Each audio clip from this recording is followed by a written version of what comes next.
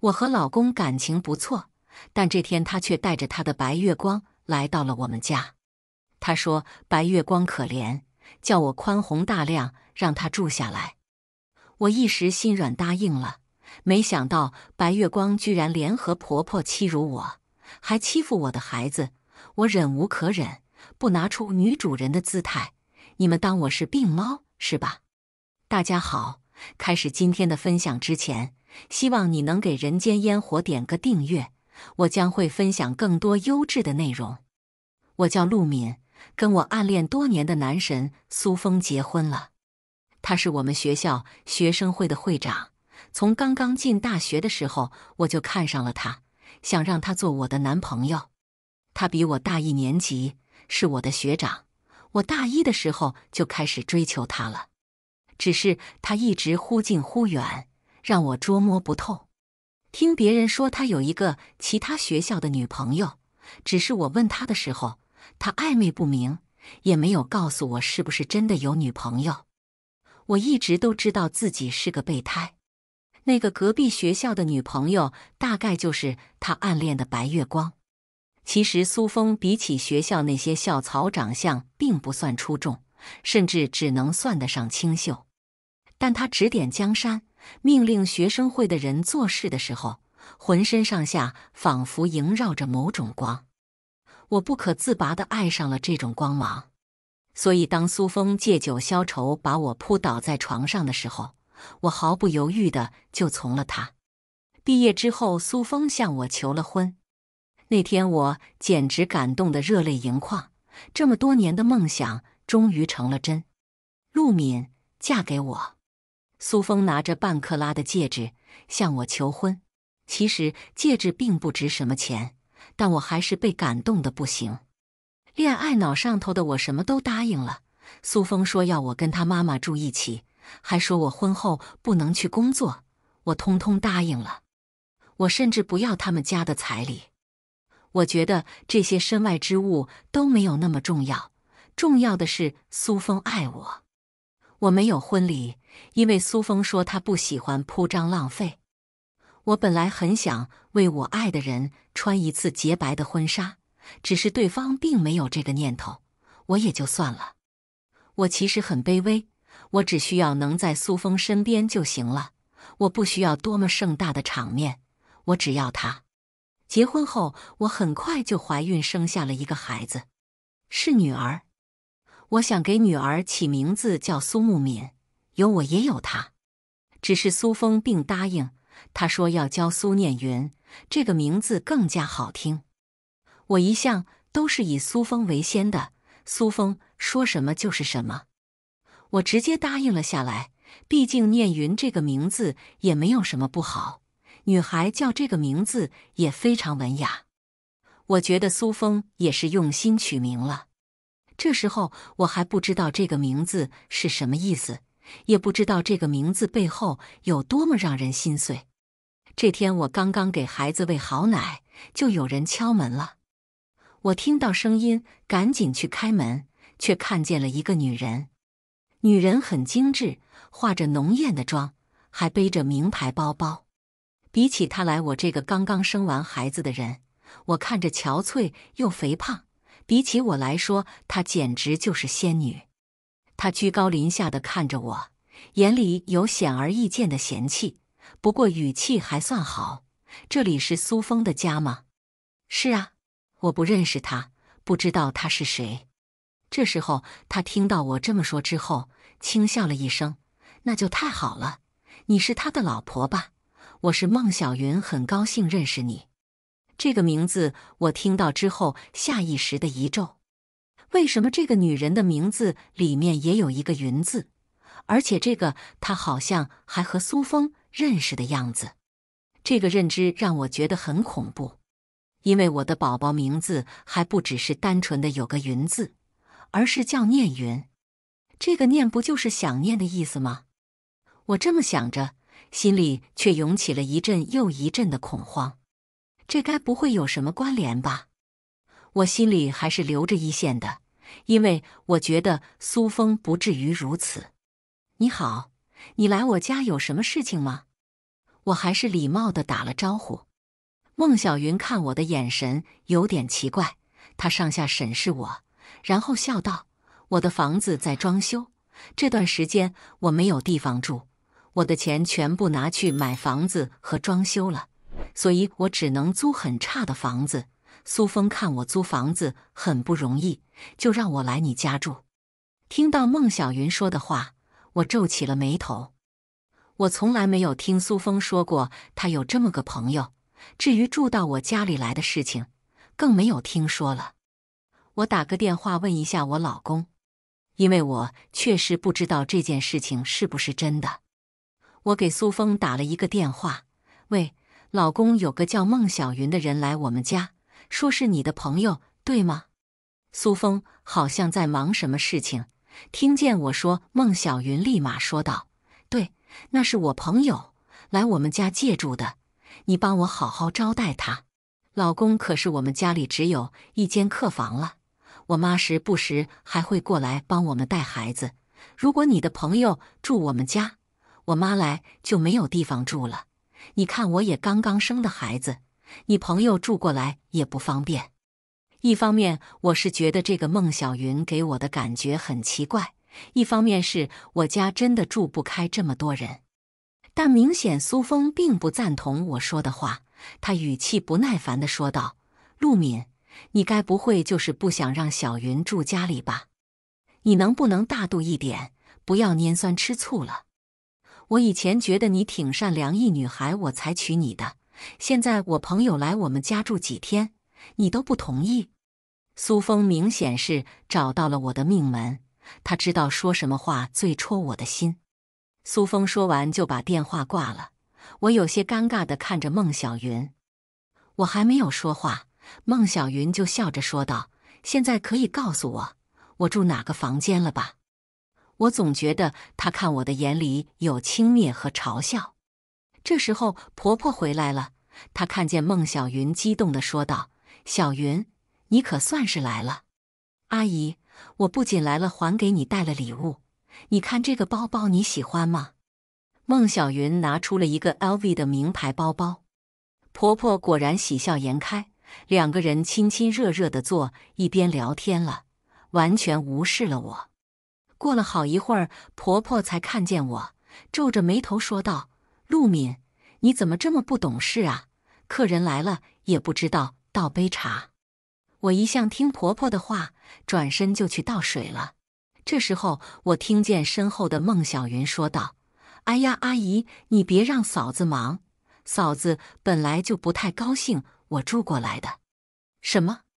婆婆听到孟小云这么说，直接提高了声量：“小云，你就放心在我家住下来，这个家还轮不到她说了算，你想住多久就住多久。”婆婆从来没有这什么亲近过我，现在居然还在外人面前给我没脸。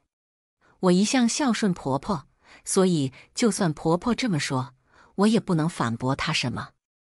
我给孟小云倒了一杯水递给她：“孟小姐，喝水。”孟小云笑着伸手，然后她的手动了一下，我手上的水就全部洒到了她的身上。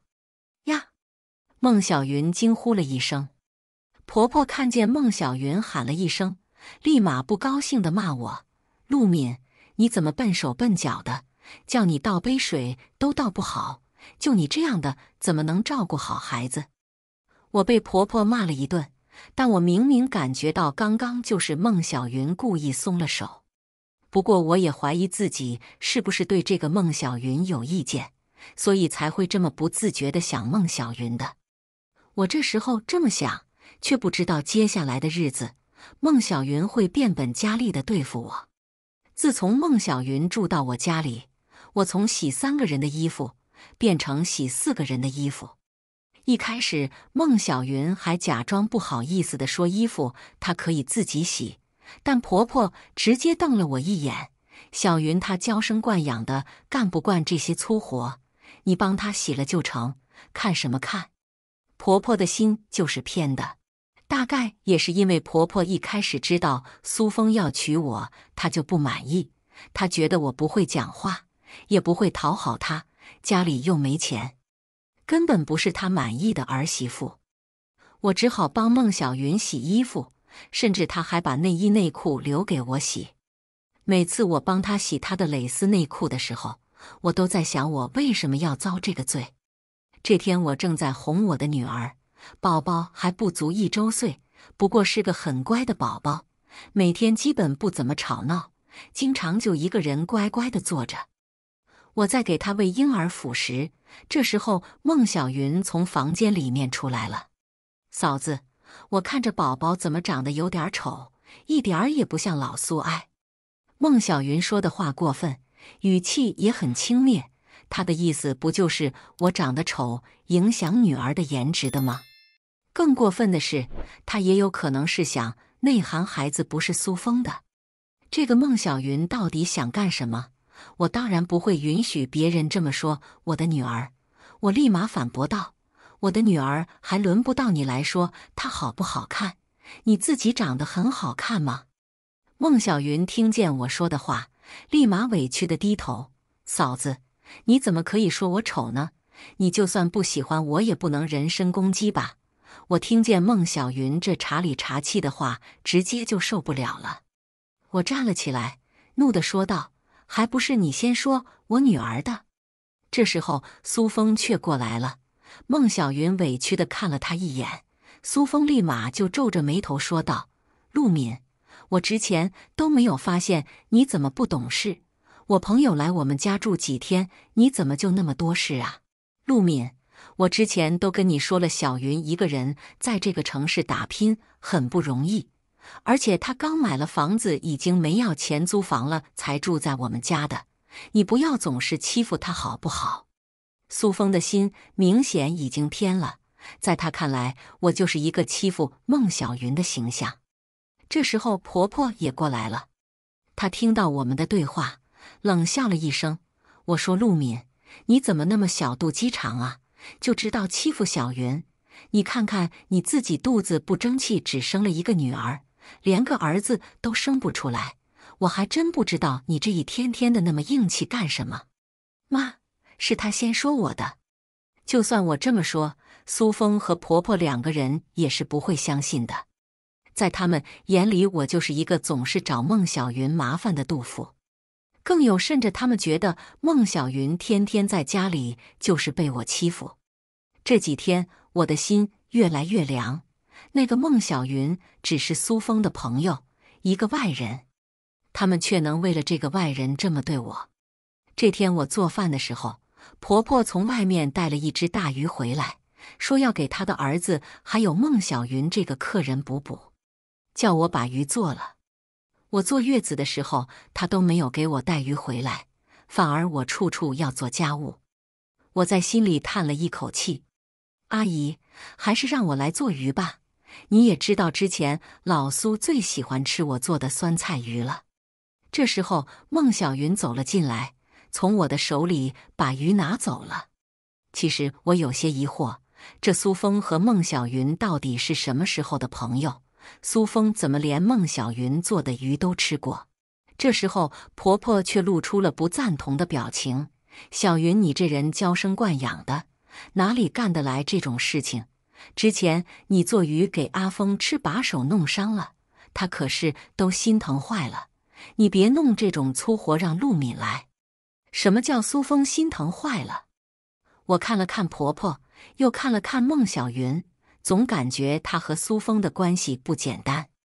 但孟小云还是坚持做鱼，她好像不怎么会处理的样子，果然把自己的手划伤了。晚上等苏峰下班的时候，看见孟小云的手划伤了，果然心疼的不行。小云，你怎么跑去做鱼呀？你说你哪里干得来这些事情？苏峰心疼地帮孟小云包扎伤口，那副样子仿佛自己最爱的人受伤了一样，他完全忽视了我这个老婆。我在旁说话，和女儿在旁边哭闹，一点儿都不入他的耳里，他的眼里只有孟小云。这不对劲，我一晚上没睡好，都在想这件事情。半夜女儿哭了，我想给她换尿布的时候，却听到了阳台有人说话的声音。阿峰，之前是我对不起你。孟小云居然抱住了苏峰，我不应该跟你分手的。和你分手之后，我才发现我自己还爱着你，是我的错。虽然现在你有老婆了，但无论如何，我都会陪在你身边。我听到孟小云的话，整个人都愣住了。她这话是什么意思？她是苏峰的前女友吗？而且还是一个想要当小三的前女友。苏峰的话彻底让我明白了，小云，你总算是回来了。你不知道这么多年我有多想你。关注我，每天更新精彩内容。我整个人就像是被雷劈了一样的愣在原地。所以孟小云真的是苏峰的前女友，当初别人说的那个苏峰的校外女朋友是真的存在。苏峰居然想了她好多年。那我算什么呢？那我的女儿又算什么呢？我突然觉得细思极恐。女儿的名字叫念云，该不会是孟小云的云吧？我感觉再站下去，这两个人就会看见我了。我赶紧回到房间，压抑住自己心里难受的情绪，红着眼给女儿换了尿布。至少在有了女儿之后，苏峰就不是我最爱的人了。我已经有了女儿，就有了底气。第二天我醒来的时候，眼睛还是肿的，一时间我也不知道怎么办，是离婚还是继续忍耐着下去。苏峰确实没有把我放在眼里，不然也不会这么堂而皇之的让他的白月光前女友住到我们家里来，更不会让我给他的前女友当牛做马。不过我在想离婚这件事情，想归想，但我还是把我的所有之前我爸妈给我补贴的钱全部还给了他们。这样就算离婚了，苏峰和婆婆他们也占不到我半点便宜。虽然我干着很理智的事情，但心还是忍不住的钝痛，痛得不能自拔。这可是我爱了那么多年的男人啊！就这么住了3个月，我实在是忍受不了了。我去询问了律师，律师说我现在的这种情况，孩子还那么小，一定是判给妈妈的，所以我不要太担心。得到了律师的保证，我的心算是定下来了一定。这几天女儿总是感冒，我抱着她去医院的儿科检查了一下，医生说她就是小感冒，我才放心了下来。但路过妇产科的时候，我居然看见了孟小云和婆婆欢欢喜喜地从妇产科里走了出来。我有些吃惊，然后赶紧躲了起来，我不想被他们看见。我偷偷跟着他们，却听到了一个爆炸的消息。孟小云挽着婆婆的手说道：“阿姨，现在我怀孕了，你觉得是女儿还是儿子啊？”看孟小云高兴的样子，我心里惊了又惊。孟小云居然怀孕了，只是她怀的是谁的孩子呢？总不能是苏峰的吧？这时候婆婆说的话让我彻底震惊了。你怀孕的话，小峰一定会很高兴的。你这肚子这么圆，怀的肯定是孙子啊！好，小云，我就知道你是个争气的孩子。原来是这样，孟小云果然怀了苏峰的孩子，苏峰已经出轨了。我虽然难过，但我却并不意外，因为我知道苏峰那天跟孟小云说的那些话，我就隐隐猜到了。我只是没想到这么快孟小云就已经怀孕了。那接下来呢？苏峰会不会因为要给孟小云一个名分跟我离婚？果然，我刚刚这么想，我就听到婆婆的声音：“小云，你放心好了，过几个月我儿子就跟陆敏那个死丫头离婚了，现在暂时还离不了。你也知道，苏峰需要点时间转移夫妻财产，不然的话要被陆敏那个死丫头分走多少钱哟。我之前就跟我儿子说了，陆敏这么多年吃我家的住我家的，多少也得给我们点钱吧。我知道婆婆没良心，但我不知道婆婆这么没良心。难道我这些年不是在她家里做卫生做饭，跟个保姆一样吗？难道我生孩子就不伤害身体了吗？难道苏峰找工作我家里没有出力吗？他们要跟我离婚就算了，居然还要转移财产，不让我得到我应该得到的那份，甚至于还要觊觎我的钱，简直是其心可诛。我愤恨地握紧了拳头。之前我对这个死老太婆那么好，可是她不仅没有把我当儿媳妇，甚至没有把我当人看。阿姨没事的，我相信苏峰可以处理好这一切的。孟小云摸着自己的肚子，脸上扬起了幸福的笑容。我匆匆忙忙地离开了。这时候，我的女儿突然醒来，本来她在我的怀里都睡着了，她瞬间哭了起来。我庆幸自己刚刚跑得快，不然都露馅了。我现在在暗处知道了他们所有的打算，而他们却不知道我已经知道了。这一切对我来说暂时都是有利的，但让我下次接受这么多信息，我其实心里也不好受。这时候又知道孟小云怀孕了，其实我的心里是有些崩溃的。我给我的好闺蜜菲菲打了一个电话，我哭着把事情从头到尾都讲了一遍。菲菲，我该怎么办？我那么爱她，她却这样对待我。我大哭了一场，大概只有在自己亲近的人旁边，我才能这么释放自己，把自己所有的苦恼都说了出来。菲菲先是安慰了我，然后有些恨铁不成钢地说道：“小敏，我当初就告诉你了，那个苏峰有那么多暧昧对象，而且还有一个不知道有没有存在的前女友。这种人，你跟他在一起能落得什么好呢？而且当初你们结婚没有婚礼，也没有彩礼，我真的看不出他们家重视你。我其实不是不知道，只是我真的太喜欢他了。他当时那么优秀，就仿佛我生命的光一样。”我说的时候，自己都觉得自己傻得可怜。恋爱脑真的会害人，这么多年我才明白了这个道理。算了，现在骂你也没用了，你先别急。你刚刚也说了，你把你爸妈给你的钱都还给他们了，至少在钱上面，现在苏峰没有办法占你便宜了。菲菲比我冷静，她一句一句地跟我分析道：“你现在要做的就是别让他们发现你的不对劲。你在家里或者苏峰的手机里面看看他有没有转移财产的痕迹，然后我这边找人去查一下当年那个苏峰和孟小云到底是怎么一回事。”听到菲菲的话，我整个人都安心了不少。还好我还有这么一个靠谱的好朋友，不然这时候我都不知道找谁帮我。好，谢谢你菲菲，我是真心感谢菲菲的。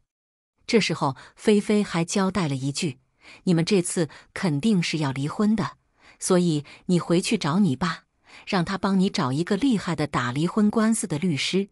你必须争取你自己最大的权益，不能给那个渣男贱女一点好处。”菲菲说的没错，我绝对不能让他们如愿。不过找到苏峰婚内转移财产的证据可没有那么简单。当初苏峰毕业的时候找不到合适的工作，我家找人把他介绍进一家公司，那家公司发展势头很好，现在苏峰估计算得上是里面的小高管了。苏峰想要找各种由头把我们夫妻共同财产转移走，并不是很难的事情。只是我不知道他是不是已经开始转移了，因为我从来不过问家里到底有多少钱。苏峰的钱和工资都是他自己还有婆婆保管的。我现在要是直接去问，他们又不是傻子，怎么会猜不到我已经知道这件事情了？这事情不好办，我要好好想想。不过我爸帮我找的律师说，他可以先找人帮我查苏峰在公司期间有没有贪污的问题，如果有的话，还能顺便送苏峰去坐牢。要是真的能找到苏峰的贪污证据，就再好不过了。不过菲菲这时候给我打了一个电话，她查人的速度很快，2天时间就已经把当初苏峰和孟小云的纠葛查了出来。小敏，我已经查到了，当初孟小云和苏峰在高中的时候就早恋在一起了，他们大2的时候就分手了，好像孟小云还骗走了苏峰的钱，说什么他的妹妹病重，然后就再也没有出现过。苏峰还为此伤心难过了很久。后面你就和苏峰在一起了。不过苏峰也是个渣男，人家消失了，还真就没怎么找过孟小云。不过要是他去找就好了。当初孟小云根本不是什么妹妹病重了，而是被一个土老板看上了，去当别人的小三了。我还真没想到背后居然还有这样的事情。所以苏峰自以为的什么年少的白月光，其实不过是一场欺骗罢了。苏峰知道这件事情吗？应该是不知道。如果知道的话，以苏峰那个德行，就不会拿钱给孟小云买房子了。我听到的时候还有些吃惊，所以说孟小云的那个房子的钱是苏峰出的，那岂不是我们夫妻的共同财产，可以追回来的？按理来说是这样的。菲菲肯定地点了点头。我手里有当初孟小云被土老板包养时期的资料，改天我送过去给你，你就让孟峰好好知道一下，他花大价钱供着的白月光是什么货色吧。对了，这个孟小云还为土老板流产了3个孩子呢。我真没想到孟小云居然留了3个孩子还能再怀上，人和人的体质还真不一样。不过我很好奇，既然当初孟小云离开苏峰，她为什么又回来了呢？难道土老板不给她钱用了？我是真的好奇，她明显是个爱钱不爱人的，再回来干什么呢？说起这个，我就觉得恶有恶报。那个孟小云给人当了几年小三之后，被土老板的老婆发现了，人家不仅狠狠地打了他一顿，还直接打官司把钱全部要回来了。他这几年等于白伺候那个土老板了。菲菲说的时候还忍不住笑了，这孟小云啊，算来算去还是算成空了。第二天我就跟菲菲约在楼下的咖啡店里面，菲菲把她手上孟小云被土豪包养的证据拿了出来。这就是那孟小云被包养的证据，里面还有医院流产的证明，还有照片，足够了。我拿着证据，心里有些底。这时候我的律师也给我打了电话，他们这些天查到了苏峰确实有贪污。公司投标的时候，明明是另一个公司中标了，可是苏峰却收了另一家质量不好的厂子的钱，直接把项目给那个厂子了。这受贿的钱前前后后也有50万。这要是去举报了，苏峰拿不出这笔钱的话，之后可要坐牢的。听到这些，我的心情总算是好起来了。菲菲，我的律师找到苏峰贪污的证据了，我决定马上去举报他。真的吗？那真是太好了。菲菲抓住我的手，我知道她是真心为了我高兴的，因为在她的眼里，大概是我终于可以脱离苦海了。我几乎是迈着欢快的步子回家的，因为我知道这次我不会输了，我不会再那么倒霉的，不仅被出轨，还要被算计了。只是我刚刚到家里，就听见我的女儿在房间里面大哭。我女儿很少哭的，加上她现在已经大了，偶尔自己还能蹦几个词出来，跌跌撞撞的还能走路。所以听见女儿在那里哭，我瞬间心就揪了起来，担心女儿是不是受什么委屈了。我冲进房间，看见女儿一个人摔在了床底上，头上还有一个大包，很明显是磕到了。我着急的不行，赶紧把她抱起来，带着她去了医院。这时候家里居然一个人都没有。我刚刚出门的时候还叫婆婆照看了一下女儿，结果她人居然跑没有了，十有八九又和孟小云2个人逛街去了。我叹了一口气，赶紧抱着女儿开车去了医院。好在医生说女儿头上的伤并不严重，但在检查的过程中，医生居然在女儿身上发现了很多青青紫紫的掐痕，一看就掐得很重。我倒吸了一口冷气，我咬牙切齿地说道：“医生，这个都是人掐的吗？”医生肯定地告诉我，并且问我最近家里有什么人会这么对待宝宝。其实我根本不用想，这十有八九就是孟小云干的，至于剩下来的可能性，则是可能是婆婆干的。不过我还是觉得是孟小云。我狠狠地握紧了我的拳头。给女儿包扎好之后，我之前把我的女儿送到了我爸妈家里。不管怎么样，我都不可能让我的女儿再受一点半点的伤害了。我也不会给别人伤害我女儿的机会。晚上我回到家里，女儿不见了，婆婆和苏峰两个人居然没有发现。可见他们两个人平时是多么不把女儿这个亲孙女和亲女儿放在眼里。最后还是孟小云随口问了我一句：“孩子去哪里了？”我爸妈想外孙女了，怎么苏小姐，这你也要管吗？我冷笑了一声。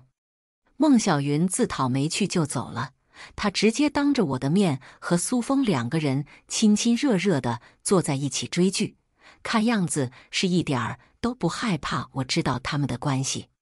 他们简直就是没有把我放在眼里，直接把我当傻子了。不过苏峰啊，你们就这么把我当傻子吧，你们的报应很快就来了。我让律师找人匿名地向苏峰的上司递交了举报信。这封举报信交到他上司手里了之后，苏峰果然马上被查了。他本来就不算什么高层当中的重要人物，而且我听说他们公司最近在内斗，苏峰也正好倒霉撞到枪口上了。公司的调查结果很快就出来了，苏峰果然受贿了，而且不止一次。公司现在给苏峰两条路，一条是自己主动辞职把钱还上，另一条就是他们报警，苏峰的结局就只能是坐牢了。我听到的时候忍不住笑了，这苏峰简直就是活该。我知道他那50万花到哪里去了，是拿去给孟小云买房子了。苏峰回来的时候焦头烂额的，他甚至开口想要和我借钱。老婆，你能不能借我50万呢？求求你了，我公司真的出了很大的问题。我在心里嗤笑一声，什么很大的问题？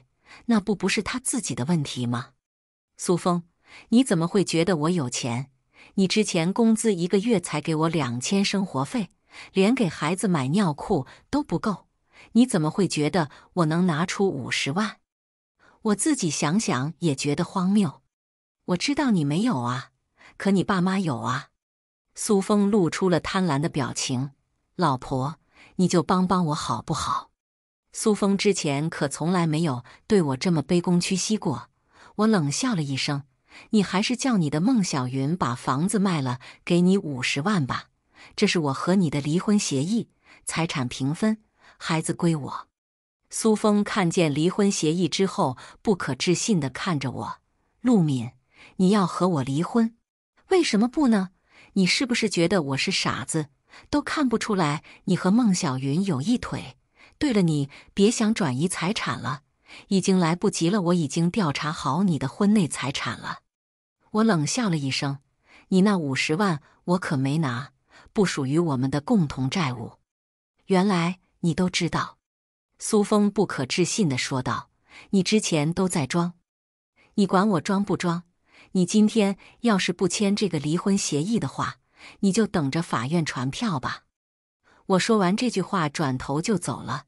婆婆看见我和苏峰吵架，指着我就破口大骂，贱人，你怎么敢这么跟我儿子说话？我之前忍他让他，现在已经完全没有这个必要了。我直接伸手给了婆婆一巴掌，把你的嘴给我放干净一点。这时候孟小云冲了出来，你怎么敢打阿姨？我直接也给了她一巴掌，我爱打谁就打谁，你管着找吗？死小三！孟小云大概从来没有见过我这么硬气的样子，整个人都愣住了。我直接又给了她一巴掌，记住，你的脏手不配碰我女儿。我左右开弓打了他好几下，这才出了一口气。他之前居然敢那样掐我的女儿，他必须得到报应。不过，如我所料的是，苏峰根本不同意那天分财产。现在正是他缺钱的时候，又怎么可能答应呢？这时候，我和他直接打起了离婚官司。我的律师给力，苏峰很快就败诉了。结果就是我和他平分财产。苏峰走出法院的时候，还威胁我说，要是我不把钱还给他的话，他就天天去我家门口骚扰我，直到我把钱还给他。我轻笑了一声，我已经录音了，你是想再打一次官司吗？你……苏峰气急败坏地走了，旁边还有孟小云，他们两个现在更加不加掩饰了。不过我听到了他们的对话，小云，现在没办法了，只能把你的那套房子给卖了。孟小云却一副不想卖的样子，老公，要是卖了以后，我们不就得跟你妈住了吗？还没有其他办法呀？苏峰却有点不高兴，要是还有的话，我至于卖房子吗？到底房子重要还是我重要啊？你又不是不知道，要是我还不上这笔钱，我就要坐牢。孟小云的肚子越来越大，估计3、4个月就可以生孩子了。这时候我觉得时机到了，便走到他们的面前。苏峰，你这人真好笑，居然问他钱重要还是你重要？5年前他不就已经做出了选择吗？这时候孟小云听见我说的话，瞬间警铃大作。陆敏，你在胡说八道什么？我可没有胡说八道。我把菲菲给我的那堆资料拿了出来，苏峰，你自己看看吧。这孟小云跟你分手之后，不，跟你在一起的时候就被土老板包养了，后来为了专心当别人的小三，就和你分手了呢。我轻嗤了一声，他还给人家流产过3个盖孩子，这么想想身体还挺好的，居然还能怀上你的孩子。听到我说的话，孟小云一瞬间脸色煞白了起来。阿峰，你听我解释啊，事情不是你想的那样。而这时候苏峰看清了所有的资料，整个人暴怒了起来。孟小云，你对得起我吗？你这个贱人！